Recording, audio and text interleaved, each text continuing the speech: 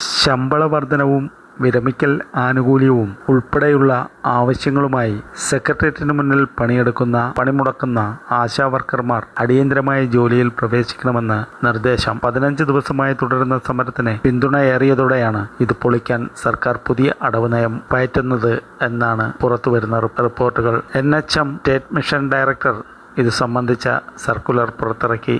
ആശാവർക്കർമാർ പണിമുടക്ക് തുടരുകയാണെങ്കിൽ പകരം സംവിധാനം ഏർപ്പെടുത്തണമെന്നും നിർദ്ദേശമുണ്ട്. ഇതിനായുള്ള നടപടികൾ മെഡിക്കൽ ഓഫീസർമാർ സ്വീകരിക്കണം. കാലതാമസം ഒഴിവാക്കാൻ അടുത്ത വാർഡിലെ ആശാവർക്കർമാർക്ക് അധിക ചുമതല നൽകണം. അല്ലെങ്കിൽ ആരോഗ്യ പ്രവർത്തകർ വഴിയോ സന്നദ്ധ പ്രവർത്തകർ വഴിയോ സേവനം ഉറപ്പാക്കണമെന്നും നിർദ്ദേശമുണ്ട്.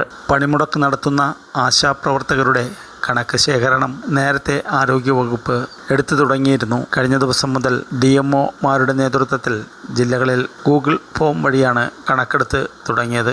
സെക്രട്ടേറിയറ്റിന് മുന്നിൽ ആശാവർക്കർമാർ നടത്തുന്ന സമരം 2 ആഴ്ചയായിട്ടും ചർച്ചയ്ക്ക് വിളിക്കുന്നതിൽ സർക്കാർ ഇതുവരെ തീരുമാനമെടുത്തിട്ടില്ല. പ്രതിപക്ഷ സംഘടനകൾ തെരുവിലിറങ്ങി സമരത്തിന് പിന്തുണ നൽകുമെന്ന് പ്രഖ്യാപിച്ചിട്ടുണ്ട്. സമൂഹത്തിന്റെ വിവിധ ഭാഗങ്ങളിൽ നിന്നായി വലിയ പിന്തുണയാണ് സമരത്തിന് ലഭിക്കുന്നത്. ആശാവർക്കർമാരുടെ ആശകൾ നിരാശയിലേക്ക് പോകുമ്പോൾ അവർക്ക് ആശ്വാസവുമായി പ്രതിപക്ഷ സംഘടനകൾ പിന്തുണ നൽകുമെന്നാണ് വിവരം.